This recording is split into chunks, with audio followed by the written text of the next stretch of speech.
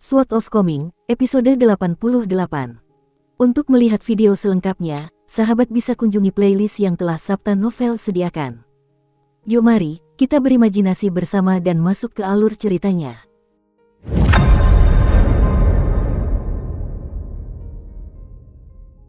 Chen Pingan melirik sarung bambu hijau yang terikat di pinggang pendekar pedang itu, lalu berpura-pura bingung dan bertanya, apakah kamu benar-benar seorang pendekar pedang?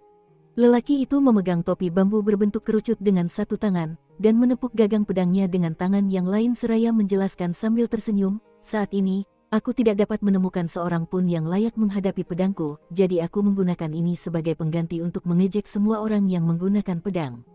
Chen Pingan merasa cukup lega mendengar nada sombong yang familiar ini, dan dia merasa pria ini akan sangat cocok dengan Liu Baqiao. Di belakang Chen Pingan dan Li Baoping, Zulu dan ayahnya perlahan berjalan berdampingan. Zulu tidak yakin dengan pernyataan sombong pria itu, dan dia mengejek, aku belum pernah melihat orang sesombong ini sebelumnya. Apakah menurutmu dia tidak waras, ayah? Suhe dapat melihat bahwa ada sebuah labu anggur perak yang diikatkan di sisi lain pinggang pria itu. Labu itu kira-kira berukuran sebesar telapak tangan manusia, dan itu jelas merupakan labu yang sangat tua, sebagaimana dibuktikan oleh fakta bahwa labu itu telah dipoles hingga berkilau seperti cermin. Dia merendahkan suaranya sambil memperingatkan, aku tidak bisa merasakan apapun yang luar biasa tentangnya selain fakta bahwa auranya sedikit lebih menonjol daripada orang pada umumnya, tetapi kita tetap harus berhati-hati. Saya tidak pernah pergi jauh dalam hidup saya, tetapi saya telah mendengar banyak cerita tentang dunia luar dari patriark kita. Dia mengatakan bahwa ketika bepergian, penting untuk berhati-hati terhadap biarawati Tao, biksu tua, anak-anak, dan pemabuk. Selain itu, semakin tidak berbahaya dan tidak berbahaya seseorang, semakin kita harus waspada terhadap mereka. Zulu mengangguk sebagai jawaban, dan dia merasa cemas sekaligus gembira. Jauh di lubuk hatinya, dia berharap bahwa pria ini adalah seorang pembunuh sehingga dia bisa menghadapi pertempuran pertamanya yang sebenarnya setelah melangkah ke dunia. Apakah kamu mencariku? Tanya Chen Pingan. Pria itu tersenyum sambil menjawab, aku akan membawamu ke perbatasan negara Sui besar. Kita akan bepergian bersama dalam perjalanan ke sana sehingga kita bisa saling menjaga. Apakah Anda kenal Pandai Besi, Tuan Ruan? Tanya Chen Pingan. Tentu saja, jawab pria itu sambil mengangguk, dan Chen Pingan menghela napas lega lagi. Sebelum meninggalkan kota itu, salah satu syarat perjanjian yang dibuatnya dengan guru Ruan adalah bahwa sebelum mencapai perbatasan Kekaisaran Li Besar, Ruan Qiong akan memastikan keselamatan Chen Pingan. Chen Pingan yakin bahwa Ruan Qiong akan menepati janjinya, dan fakta bahwa pria ini muncul begitu awal dalam perjalanan mereka, pada dasarnya saat mereka masih berada tepat di bawah hidung Ruan Qiong, menunjukkan bahwa kemungkinan besar dia bukan dari Sun Skok Mountain, Dawn Cloud Mountain, atau Old Dragon City. Lebih jauh, kemunculan Zulu dan Zuhe pada saat ini juga menanamkan banyak keyakinan pada Chen Pingan. Akan tetapi, ia masih merasa khawatir dengan kemungkinan kecil bahwa pria ini adalah seseorang yang mempunyai niat jahat. Oleh karena itu, ia bertanya, kalau begitu, bisakah kau menemaniku ke kota untuk menemui Tuan Ruan sebelum kita berangkat ke selatan? Kebetulan aku tahu ada jalan setapak yang mengarah keluar dari gerbang timur kota, dan jalan itu lebih panjang dari rute yang kita lalui sekarang, tetapi semua jenis kereta dapat melewatinya, jadi sebenarnya akan lebih cepat daripada harus melintasi gunung dan sungai. Senyum geli muncul di wajah pria itu saat mendengar ini. Apakah kamu harus begitu berhati-hati? Mengapa kamu tidak bersantai dan mengambil risiko? Tatapan mata Chen Pingan tetap tertuju pada pria itu, dan tanpa menoleh, dia berkata, Suhe, bisakah kamu meminta Zulu untuk membawa Baoping kembali ke kota? Kita tidak terburu-buru untuk pergi kemanapun. Suhe mempertimbangkan permintaan ini sejenak, lalu mengangguk sebagai jawaban. Itu ide yang bagus. Dia kemudian menoleh ke putrinya dan memberi instruksi, Luer, bawa nona muda kembali ke kota. Aku akan tinggal di sini bersama Chen Pingan untuk menemani saudara Liang di sini. Kita bisa minum bersama atau bertanding. Bagaimanapun juga, takdir telah mempertemukan kita, jadi jangan sia-siakan pertemuan ini. Catatan, dalam bahasa Mandarin, merupakan praktik umum untuk mengambil huruf terakhir dari nama seseorang sebelum menambahkan R di akhir untuk menjadikannya nama panggilan sayang. Dalam kasus ini, Suhe mengambil huruf Lu dari nama putrinya dan memanggilnya Luer sebagai nama panggilan sayang. Kita lanjut ke alur ceritanya. Zulu menggenggam tangan Li Baoping, dan Li Baoping tidak ragu sedikitpun, juga tidak mengamuk dan bersikeras untuk tetap bersama Chen Pingan.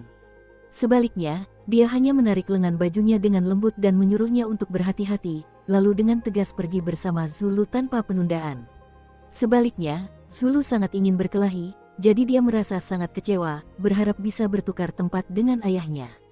Pria itu memutar matanya menanggapi apa yang ia anggap sebagai pemborosan waktu, dan ia menyingkirkan labu anggur dari pinggangnya, lalu bersandar di sisi keledai putihnya. Setelah menyesap anggur, senyum geli muncul di wajahnya saat ia berkata, mereka berdua bisa pergi duluan. Kita bertiga bisa menunggu di sini selama 15 menit atau lebih sebelum kita menuju ke kota untuk mengejar mereka. Dia lalu menepuk punggung keledainya sambil mengangkat labu anggur perak di tangannya, menoleh ke Suhe sambil tersenyum dan bertanya, kau sendiri juga seorang seniman bela diri yang sangat kompeten, bukan? Apakah kau tidak mengenali benda ini? Tiba-tiba sebuah pikiran muncul di benaknya, dan dia menepuk kepalanya sendiri sambil merenung, aku lupa bahwa Joel Small World-mu baru saja dibuka, jadi tidak heran kalau kamu tidak tahu tentang hal ini. Tidak apa-apa, kita punya banyak waktu untuk mengobrol. Pria itu menunjuk ke pohon willow tua yang tumbuh horizontal di atas sungai sambil menyarankan, bagaimana kalau kita duduk di sana dan mengobrol. Chen Pingan dan Su He saling bertukar pandang, dan mereka merasa ini adalah tindakan terbaik, yang akan memungkinkan mereka mengamati pria itu dan menentukan niatnya. Pria itu menuntun keledai putih itu sambil berjalan di belakang Chen Pingan dan Su He, mengikuti mereka ke pohon willow tua. Tali kekang kemudian dilepaskan, sehingga keledai itu bisa merumput dengan bebas di rumput di dekatnya, sementara pria itu memanjat pohon willow dan berjalan di sepanjang batang pohon itu sampai ke tepi sungai sebelum duduk. Setelah itu, dia kembali mengenakan topi bambu berbentuk kerucut, dan baru saja hendak meneguk anggur lagi dari labu peraknya, tiba-tiba dia berbalik dan menawarkan labunya kepada Chen Pingan dan Su He sambil tersenyum dan bertanya, apakah kalian berdua mau minum anggur? Minum sendirian tidak akan lebih baik daripada minum bersama-sama. Ini adalah anggur abadi astral yang dijual seharga 2 tael perak per 50 ml, dan merupakan favorit di antara orang-orang kaya di negara Sui besar. Dalam perjalanan ke utara ini, saya telah mencicipi tidak kurang dari 100 jenis anggur, dan ini adalah yang terbaik. Saya tidak minum, tolak Chen Pingan sambil menggelengkan kepala. Su He juga menggelengkan kepalanya sebagai tanda penolakan. Aku tidak bisa minum anggur sebelum aku menguasai seni bela diri sepenuhnya. Pria itu menggelengkan kepalanya dengan ekspresi kecewa sambil mendesah, kalian berdua tidak menyenangkan untuk diajak bergaul, bukan? Baru-baru ini aku bertemu dengan seorang pria muda, dan dia benar-benar berkarakter. Tiba-tiba, pria itu menyadari bahwa Chen Pingan dan Su He sedang menatapnya dengan ekspresi yang agak aneh. Dia cukup bingung dengan ini, tetapi dia tidak ingin mengorbankan citranya sebagai seniman bela diri yang hebat, jadi dia hanya bisa menyesap anggur lagi untuk menyembunyikan kebingungannya. Chen Pingan berdeham pelan, lalu lelaki itu bertanya, ada apa? Sebagai jawaban, Chen Pingan menunjuk ke bagian terluar pohon willow tua. Alis pria itu sedikit berkerut saat dia menoleh ke arah itu, hanya untuk mendapati penglihatannya terhalang oleh sepasang kaki. Ekspresinya langsung menegang, dan dia segera mengangkat kepalanya untuk mendapati seorang pria parubaya tanpa ekspresi sedang menatapnya. Pria itu beratnya mungkin 75 hingga 80 kg, tetapi entah bagaimana ia mampu berdiri di ujung ranting pohon willow yang rapuh seolah-olah beratnya tidak lebih dari sehelai bulu. Pria bertopi bambu berbentuk kerucut itu sangat terkejut dengan pemandangan yang tak terduga ini hingga ia terpeleset dari batang pohon willow dan jatuh ke dalam air dengan cara yang sangat memalukan. Pria yang datang itu tidak lain adalah Ruan Qiong. Seperti yang dikatakan Pak Tuayang, dia tidak tertarik dengan apa yang terjadi di dalam batas-batas bekas dunia permata kecil. Dia hanya fokus pada penempaan pedang, dan dia hanya akan mengalihkan perhatiannya ke tempat lain jika orang-orang seperti Cui Chan memprovokasi dia dengan melanggar aturan. Ruan Qiong yakin bahwa di bawah pengawasannya, tidak seorang pun akan berani melakukan apapun terhadap Chen Pingan di dekat kota itu. Amarah seorang pendekar pedang tingkat 11 tidak kalah menakutkannya dengan amarah seluruh kekaisaran manusia, jadi Ruan Qiong bahkan tidak repot-repot mengawasi Chen Pingan dan Li Baoping. Bagaimanapun, mereka hanyalah sepasang anak kecil, dan tidak mungkin dia akan berusaha keras untuk mengawasi mereka. Namun, ada sesuatu yang menarik perhatiannya. Ruan Qiong dapat merasakan bahwa salah satu benda milik Aliang dipenuhi dengan ki pedang yang luas dan murni, dan yang menarik perhatiannya, khususnya, adalah rasa keakraban yang bercampur dengan sedikit kasih sayang dan kesedihan. Selama bertahun-tahun berkultivasi di sekte tersebut, Ruan Qiong belum pernah melihat sesuatu seperti ini sebelumnya, tetapi dia pernah mendengarnya, dan itulah yang mendorongnya untuk bergegas ke sini dari toko pandai besi. Meskipun Liang tampak menyesal, Ruan Qiong tidak memandang rendah dirinya sedikit pun. Sebaliknya, ada tatapan serius di matanya saat dia bertanya, apakah kamu Wei Jin dari panggung ilahi?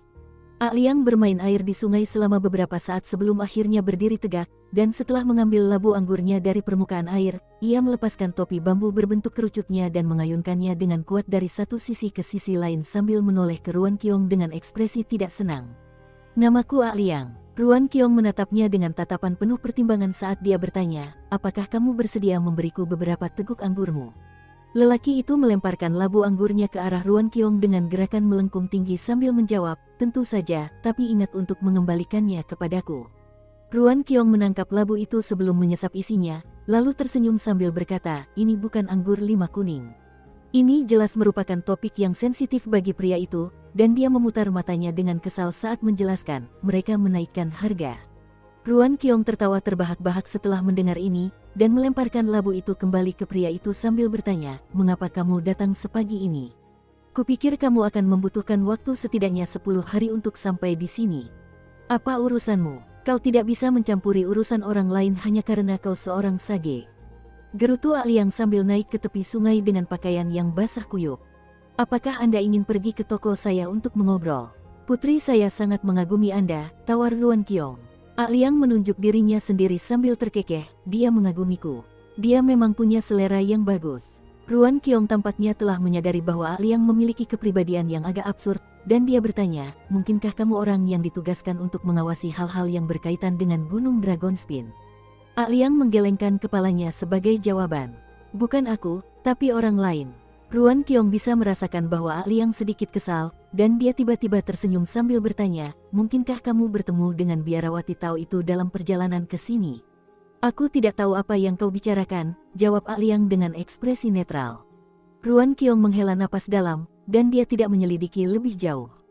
Ada seorang pendekar pedang yang sangat terkenal di kuil angin salju tempat Ruan Qiong berasal.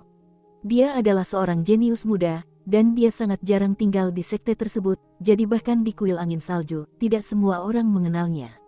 Di usia muda, dia telah menangkap salah satu leluhur kuil angin salju selama perjalanannya, yang mengangkatnya sebagai muridnya. Oleh karena itu, meskipun usianya masih muda, ia memiliki senioritas yang sangat tinggi. Akibatnya, meskipun ia baru berusia sekitar 20 tahun ketika pertama kali tiba di kuil angin salju, banyak kultivator sekte yang berusia lebih dari 100 tahun harus memanggilnya sebagai Grandmaster. Setelah itu, sang patriark yang membawanya ke sekte tersebut tewas selama upaya terobosan yang gagal, dan tidak banyak bakat cemerlang di antara cabang murid-muridnya, sehingga pendekar pedang muda itu menjadi semakin terpisah dari kuil angin salju. Dia telah berkeliling dunia selama 7 atau 8 tahun, dan baru kembali ke sekte pada hari peringatan kematian gurunya. Bahkan ketika dia kembali ke kuil angin salju, dia tetap menyendiri dan tidak berbicara dengan siapapun. Dikatakan bahwa dia telah memperoleh labu pemelihara pedang yang tak ternilai harganya sejak awal, tetapi alih-alih menggunakannya untuk memelihara pedang terbang, dia malah menyia-nyiakannya dengan menggunakannya sebagai wadah untuk membawa anggurnya. Tampaknya ia menghabiskan setidaknya separuh waktunya dalam keadaan mabuk total, dan itulah sebabnya ia disebut sebagai pedang pemabuk abadi. Setiap kali ia mabuk, ia akan berbaring di punggung keledainya dan membiarkannya membawanya kemanapun ia mau. Sebelum meninggalkan kuil angin salju, Ruan Qiong mendengar bahwa karena suatu alasan, dia jatuh cinta pada pandangan pertama pada seorang biarawati Tao muda yang dipuji sebagai salah satu bakat paling cemerlang di seluruh benua, dan dia benar-benar tergila-gila padanya. Sayangnya, perasaannya tidak berbalas sama sekali, dan biarawati Tao yang cantik itu tidak berniat mencari pasangan Tao. Kisah ini dengan cepat menjadi kisah lucu yang menyebar seperti api di antara lingkaran kultivasi di benua botol harta karun timur. Setelah merenung sejenak, Ruan Qiong berkata, kalau begitu, aku mengandalkanmu untuk membawa mereka ke perbatasan Kekaisaran Li Besar. Lelaki itu mengangguk sebagai jawaban, dan Ruan Qiong menangkupkan tinjunya sebagai penghormatan perpisahan sebelum menghilang di tempat dalam sekejap, hanya menyisakan ranting yang bergetar sebagai indikasi bahwa dia pernah berada di sini. Ekspresi waspada muncul di wajah Su He saat dia bertanya, Liang. Senior Liang, apakah kamu dari kuil angin salju? Aku tidak punya hubungan apapun dengan kuil angin salju, jawab Liang dengan nada acuh tak acuh. Su He tersenyum menanggapi, tidak merasa canggung sedikit pun meski Liang memberikan jawaban singkat. Dukung terus channel YouTube Sabta Novel. Semua seniman bela diri memiliki persepsi negatif terhadap para kultivator, tetapi mereka harus mengagumi para kultivator kuil angin salju dan gunung bela diri sejati.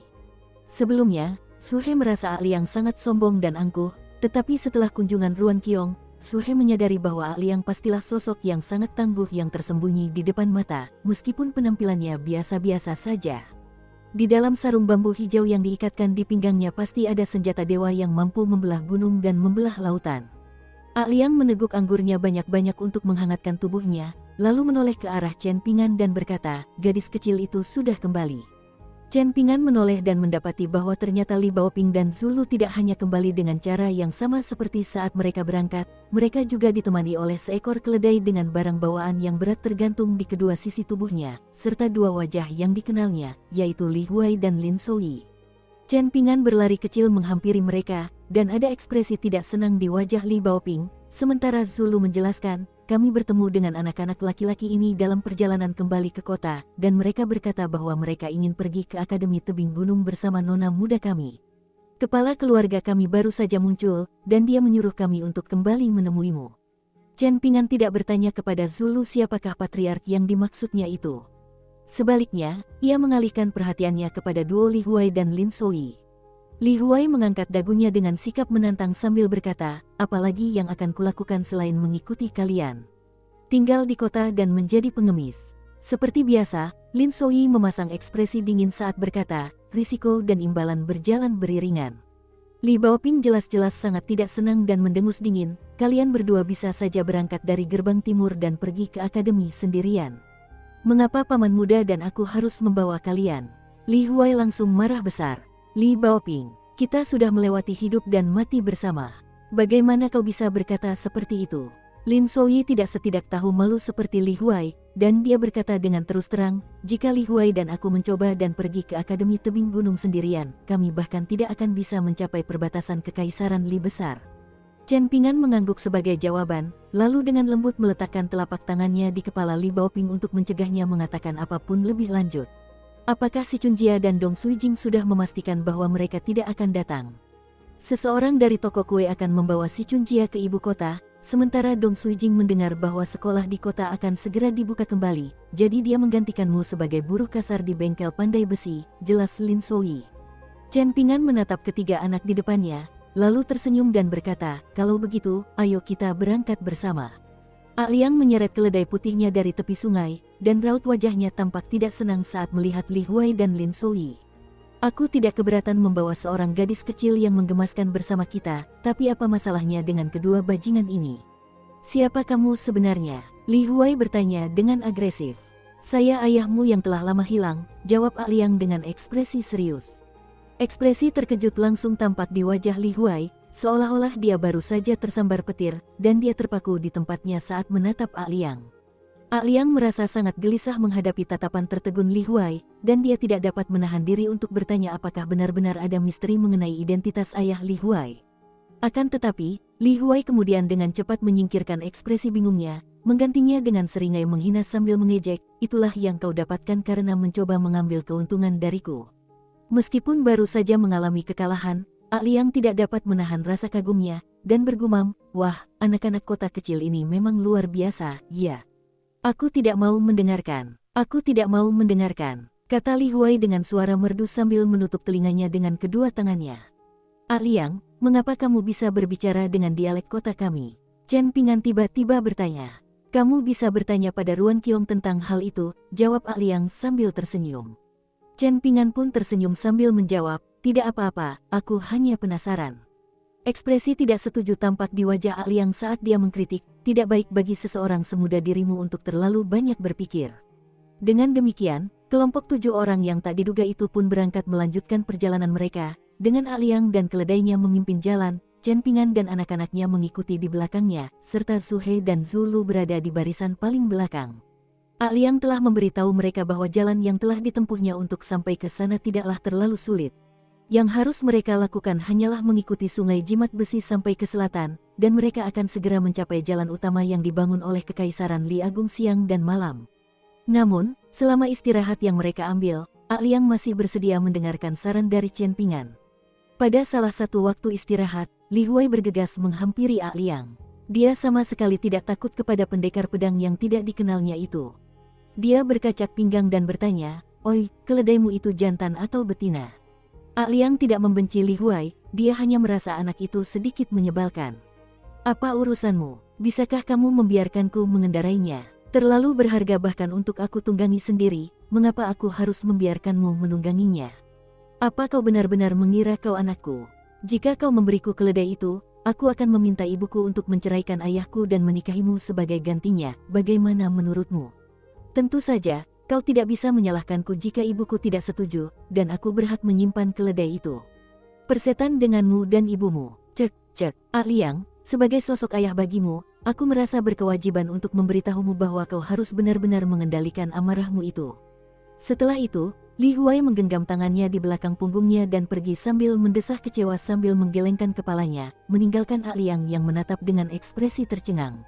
Sementara itu, dua orang berjalan di sepanjang sungai saat mereka menuju ke bengkel pandai besi.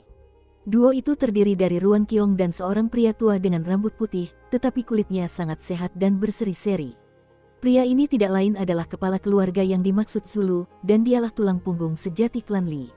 Klan Li menaruh harapan besar pada Li Baoping, jadi mereka tentu tidak akan mempercayakan keselamatannya pada Zulu dan Zhu He. Jika Ruan Qiong tidak terlibat dalam masalah ini, Patriark Li akan menemaninya sampai ke perbatasan untuk memastikan perlindungannya.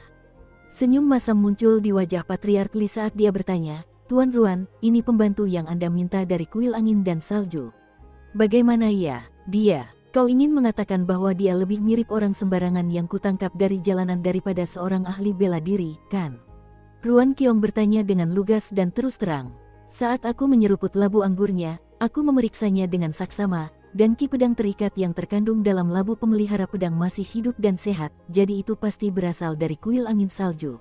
Cabang platform ilahi dari kuil angin salju pada awalnya tidak memiliki banyak orang, dan Wei Jin memiliki kepribadian yang agak dingin dan suka menyendiri saat ia bepergian dari satu tempat ke tempat lain, jadi dapat dimengerti bahwa ia mungkin memiliki beberapa keanehan yang aneh.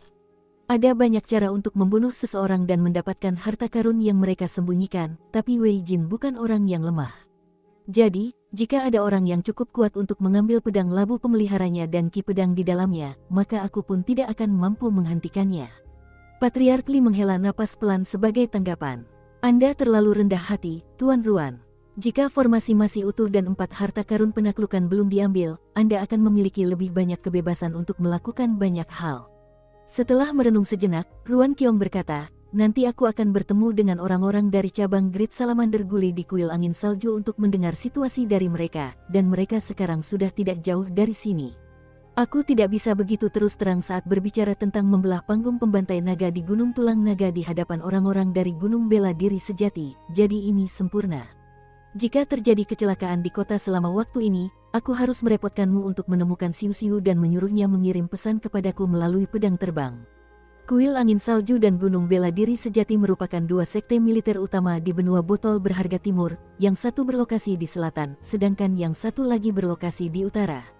Hubungan antara kedua sekte tersebut tidak pernah baik atau buruk, dan secara umum, mereka menjaga jarak dan menghindari keterlibatan satu sama lain.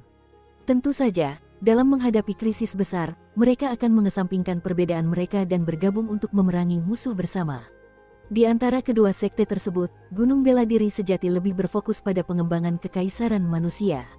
Kekaisaran Li Agung memiliki banyak kultivator dari Gunung Bela Diri Sejati, seperti halnya negara Sui Agung dan kekaisaran Lu yang runtuh. Kebanyakan dari mereka adalah jenderal di medan perang, pengawal pribadi, atau perwira militer yang memegang kekuasaan dan pengaruh di ketentaraan. Sebaliknya, kuil angin salju lebih fokus pada pengembangannya sendiri, menjelajahi semua situs tempat pertempuran kuno besar terjadi. Mereka lebih seperti sekte pahlawan keliling yang unggul dalam seni bela diri dan melakukan apapun yang mereka inginkan. Jika suasana hati mereka sedang baik, mungkin mereka akan menyerang kejahatan dan melakukan perbuatan baik, tetapi jika suasana hati mereka sedang buruk, maka mereka sering mencari orang untuk bertarung, dan sebagian besar waktu, mereka hanya menerobos masuk dengan paksa, sama sekali tidak diundang. Terlepas dari apakah lawan mereka setuju untuk bertanding atau tidak, mereka tetap akan dipaksa untuk bertarung. Namun, para kultivator kuil angin salju yang aneh ini tidak bertarung untuk meningkatkan reputasi mereka, mereka juga tidak pernah membunuh rekan tanding mereka. Oleh karena itu, bahkan jika seseorang benar-benar dipukuli dan dipermalukan oleh seorang kultivator kuil angin salju, mereka tidak perlu khawatir tentang cerita kekalahan mereka yang tersebar. Mengenai pedang terbang, ekspresi bingung muncul di wajah Patriark Li, dan dia berkata, Tuan Ruan, kami juga memiliki beberapa pedang terbang utusan berkualitas baik di istana. Tidak sama, sela Guru Ruan sambil tersenyum. Faktanya, perbedaannya cukup signifikan. Patriark Li segera mengerti apa yang dimaksud oleh Guru Ruan, dan ekspresi malu muncul di wajahnya saat dia terkekeh, betapa kurang ajarnya aku membanggakan pedang terbangku kepadamu. Tiba-tiba, Ruan Qiong menghela napas pelan. Yang kuinginkan hanyalah kedamaian dan ketenangan, tetapi tampaknya itu keinginan yang terlalu ambisius.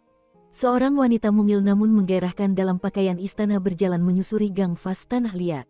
Ia diikuti oleh 3 orang dari jauh, yaitu seorang laki-laki setengah baya yang kekar dan berwibawa dengan ekspresi tegas, seorang laki-laki tua tanpa bulu wajah yang matanya terus menyipit, mengisyaratkan penglihatannya yang kurang bersemangat, dan seorang wanita muda yang memegang pedang panjang di tangannya dengan rumbai-rumbai emas yang tergantung di gagang pedang yang menempel di dadanya yang menggairahkan.